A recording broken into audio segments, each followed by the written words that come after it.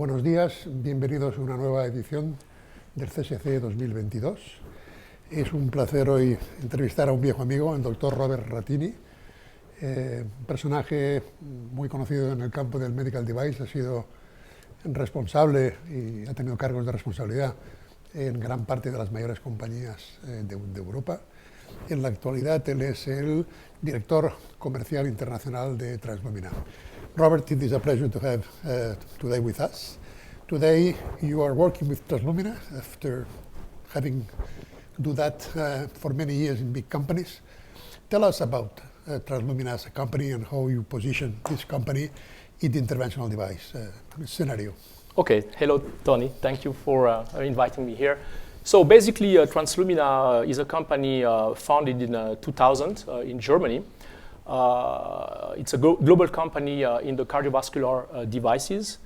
And what is unique, the company, being a German company, a few years ago merged with an Indian entity of Translumina.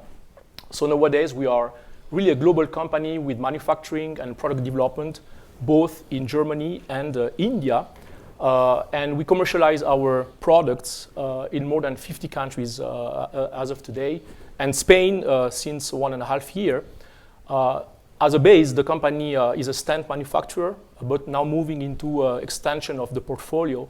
And we have a broad range of products, accessories, balloons, stents, but the core technology is really drug-eluting stents. According to you, which is the best strength of Translumina? Yeah, it's a very good question. So I think the company, one strength, if we speak about technology and clinical evidence, it's indeed the large studies that have been conducted, randomized trials against benchmark drug-eluting stents, and we have been the first and the only company with a 10 years follow-up on two different stent technologies. One drug-eluting stent with biodegradable polymer comparing to Xions, with obviously very good results published in major index journals. And the second one with our new polymer-free eluting stent with dual drug, also studied over 10 years, comparing to resolute integrity, and also with very good data, and also showing in some subgroups very interesting data we want to pursue now moving forward. So that's really the clinical evidence, clinical program, and linked to the clinical program, also all our educational programs. So we conduct on a regular basis master classes, special webinars, and once and twice a year with the German Heart Center and Professor Castrati's team, we run a very large master course where we invite doctors from around the world to attend that course in Munich. Translumina is a company which is very well known, especially because you hold a long time trial of more than 10 years, which is very amazing. And now, which is interesting, is the field of the polymer-free stents, DAS without polymer. As the population is getting older, we have concern about the APT, etc., etc. So you talk that you have the new one. Mm-hmm. Can you tell us more about this non-polymer stent? Yes, indeed. I totally agree. I mean, polymer-free eluting stents, I mean, as a general, I would say, direction, we remember, the fully biodegradable, stents. I think the less we keep in the body, the better, yeah? So having a polymer-free eluting stent is all about safety. The reason why drug-eluting stents have been created was to minimize restenosis, and that works very well on almost all stents. But then the compromise, the balance, is between safety and efficacy. And I would say one, not weakness, but something that can be improved on most polymer-free eluting stents is indeed the efficacy. And why? Because if you don't have a polymer to control the release kinetic of the drug, then you release most of the drug within 10-15 days, and you jeopardize on the efficacy, on the neointimal hyperplasia at 30 days, which is the optimal timing. So the unique feature of Vivo ISAR, our new polymer-free eluting stent, is that we have two drugs. We have sirolimus as an active drug, and then we have Probucol, that is well known, to reduce cholesterol. It's a well-known drug, very lipophilic.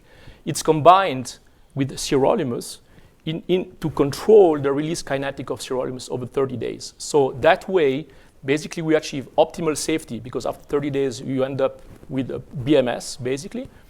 But at the same time, because of the controlled release of sirolimus with Probucol, we achieve also a best-in-class efficacy and minimize risk stenosis. So we have the best of both worlds. That's really the value proposition of Vivo ISAR.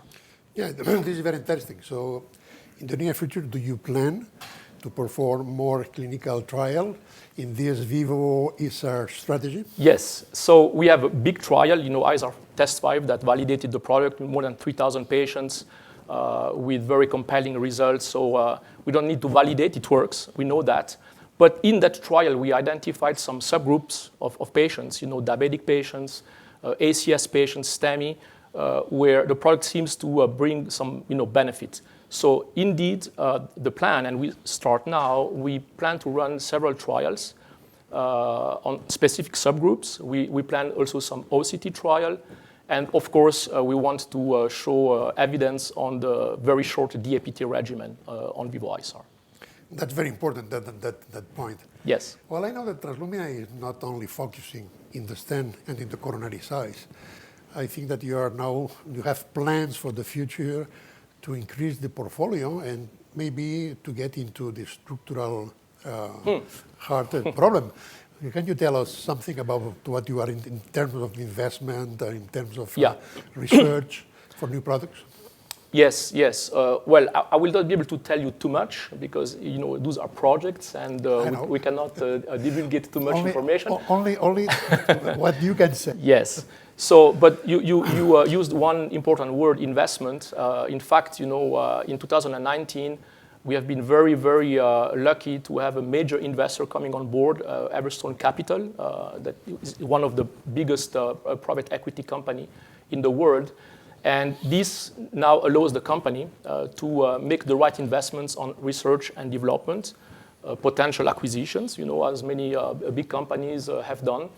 And we have several key projects. Yes, TAVI, this is very active. So we plan to come in the TAVI segment soon. I cannot tell you when, but soon. We look into imaging.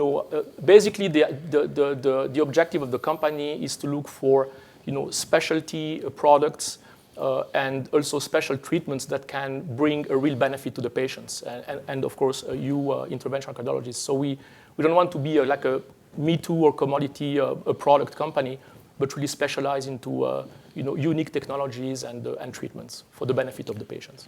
Well, it's very nice for the interventional cardiologist to have a company that wants to grow and wants to have excellent products and increase the portfolio. So I wish the better for Translumina for the near future, and a pleasure to have you here. Thank you so much, Tony. Thank you.